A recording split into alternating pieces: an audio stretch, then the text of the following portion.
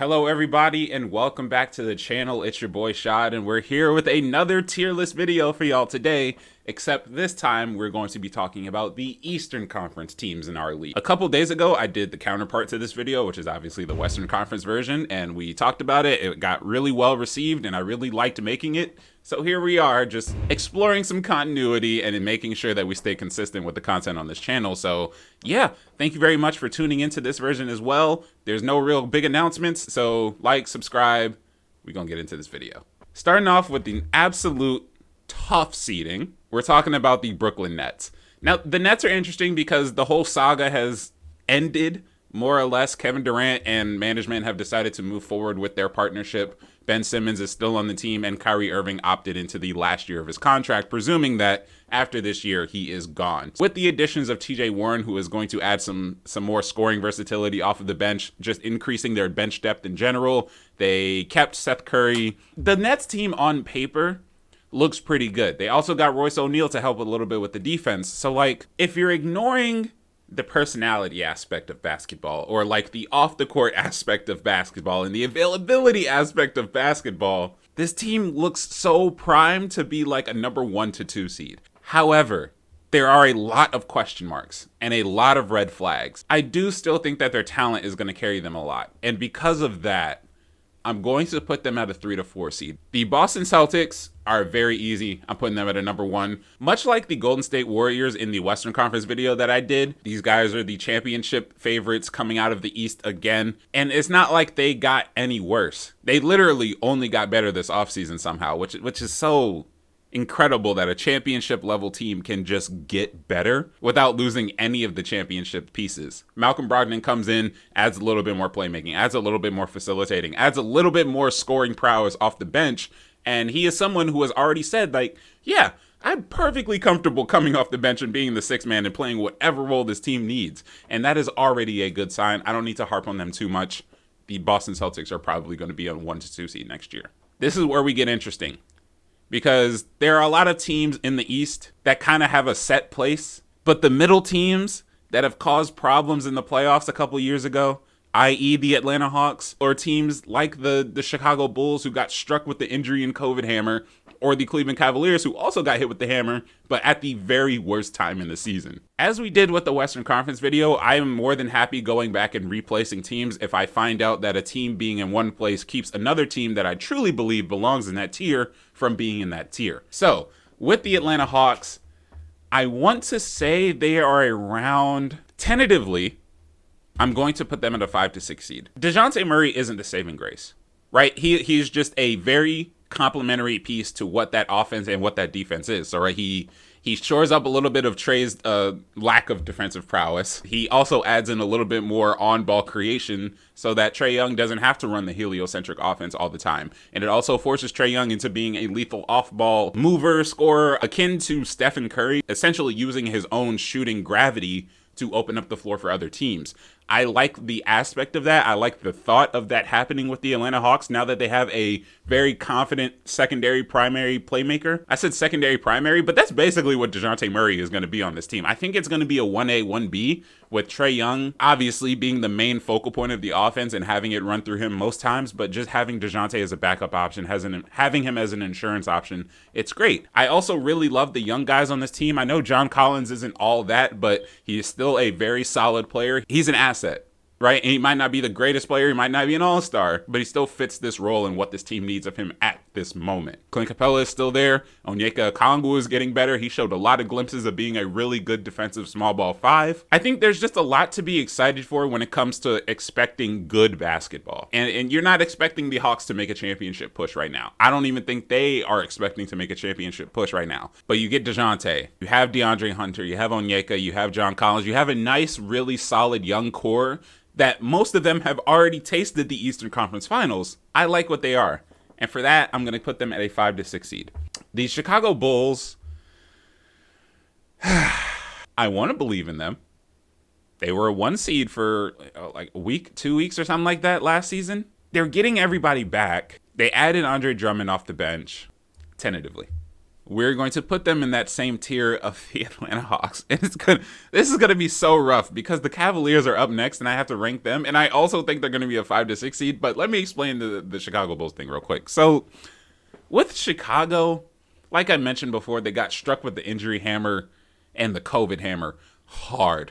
They, for the majority of the season, just could not get away from having players not available every single night. It's a very solid team. And I don't have too many expectations of them. I don't think they're going to be mid, right? I'm glad I brought this up because I want to clear this point up really quick. The Eastern Conference is going to be way more competitive, I think, record-wise than the Western Conference is, because we've seen in past years where the bottom tier teams of the West just literally cannot compete with any of the ones that are like 7th seed and above. With the Eastern Conference, last year, the seeds 2 through 4 all had a record of 51 and 31. There's a lot of competition out there because all of the teams are like, they're more balanced, I feel like, and less top heavy than what a lot of the Western Conference teams are. So they in and out every single night, they're able to compete and stuff, blah, blah, blah, whatever. The Bulls are right there because I do think they're a good team. I love their transition game. I love what Lonzo and Alex Caruso do to other opposing backcourts because they are, in my mind, the absolute best defensive backcourt this league is seeing at the moment. There's just not enough confidence in me to say that they get any higher because I do believe that this team will be moving lower into the play-in just because there's only 6 spots left and there are other teams that I for sure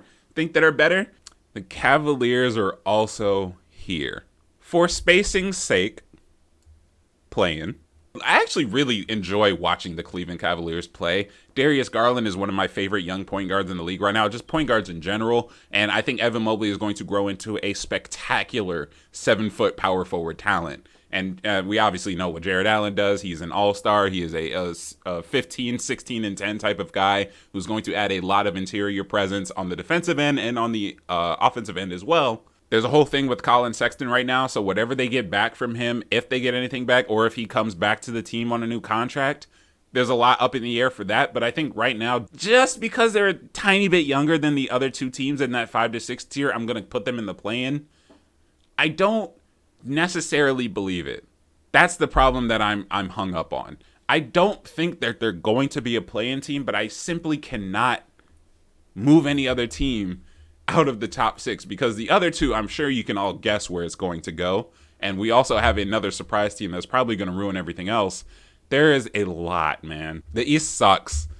And I mean that in the good way because this is hard to rank. What's not hard to rank, though, is the Charlotte Hornets because, yeah, put them in the lottery, baby. I don't even want to talk about them. Their team imploded. Pistons, I just don't think are play-in ready. I think they could make like a surprise push to the play-in, but I think everyone's still young. Jaden Ivey's coming in. They're just not there yet. Much like the Rockets, I think they have a really bright future, obviously. Lottery team it is for the Detroit Pistons. Pacers, also in the same light, led by Tyrese Halliburton. The management has said that they're willing and ready to give the keys strictly to Tyrese Halliburton. And I love the direction that is. Finally committing to a rebuild. And then they also drafted Benedict Mathurin. So they have an interesting future ahead. Miami Heat. I'm going to put the Heat at about 4 seed. My friend Jay runs a podcast called The Knockdown Jay. And I was on an episode of his last week that hasn't come out yet. And we talked about the top 4 seeds in the Eastern Conference and which of these teams actually got worse. Right? So last year it was the Bucks, Celtics, Heat, Bucks, Celtics, Heat, Sixers. All of those teams, except for the Miami Heat, either stayed the same or got better by adding talent.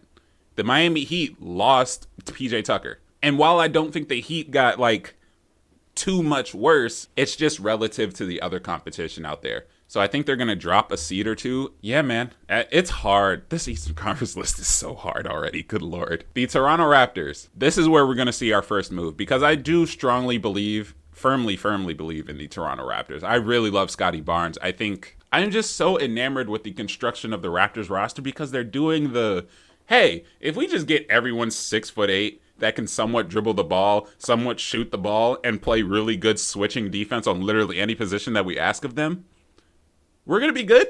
I really do. It's not unique because we've seen it before, but it is such that's something to be excited for. And I do believe that they are going to be firmly a 5 to 6 seed, which means that I think the Chicago Bulls are probably going to move down to the play-in. The Milwaukee Bucks, I had this spot.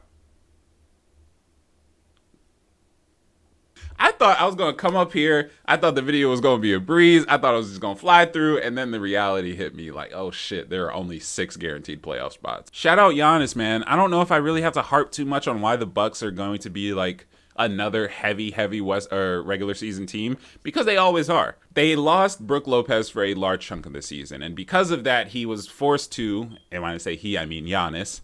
Giannis was forced to play a lot of center and play out of position a little bit. But with everyone healthy again, I think we're going to see like the return form of like a 56, 57 win Bucks team.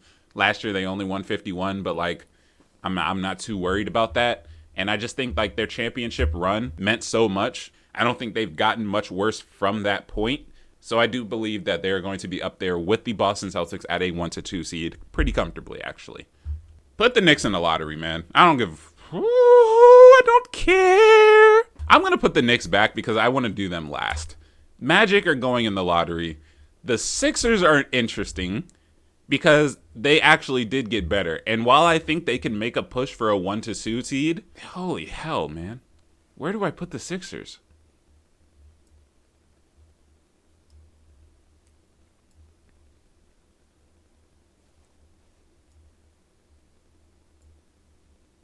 Okay, everything makes sense now. Holy hell.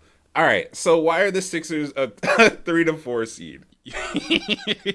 Jokic fans, cover your ears for a second. We're about to praise the Philadelphia 76ers. Daniel House, PJ Tucker, James Harden's coming back healthy. Joel Embiid's going to be coming back healthy. And what did I say? DeAnthony Melton. They made 3 really high-impact moves over the offseason because James Harden was willing to take less money and ingratiate those people into the roster now. And I think overall, they're just so well-rounded as a team. You have the 2 superstars. You have the supporting pieces like a PJ Tucker, like a Tobias Harris, like an emerging Tyrese Maxey. And I think they're just going to be a really good team. You just hope that it all works out. I just hope that they all stay healthy. I hope that they're all able to compete on a nightly basis. And I hope that Doc Rivers, and that's where we're going to leave that off at. The Washington Wizards are a play-in team because I do not like the Wizards at all. And because of... God, I don't want to do this, but the Knicks are being a play-in team. I would shove the Knicks at the bottom of the lottery if I could. But that is the tier list, man. This was hard as hell. The Western Conference one was a lot easier for me to do, but this goddamn tier, this is rough. It's going to be a bloodbath out east. It's going to be fun to watch for sure. But it's going to be a bloodbath. And I think I'm really excited to just see how variable all of these standings can be because there's going to be a lot of movement. Absolutely a lot of movement in the standings during the season, akin to last year. Especially with the Nets being better and more of a threat and not being like a late season push type of playing team. Hopefully the Cavs won't get struck by the injury bug at the very end of the season. And hopefully maybe the Atlanta Hawks project works out. I don't know, but it's going to be hard, man. It's going to be so hard to see and rank these teams. But I did my best. Hope you enjoyed, man. Hope my reasonings made sense. I will talk to you guys later. Yeah, still no announcements, man. Just like, subscribe, and have a good day, man. Peace out.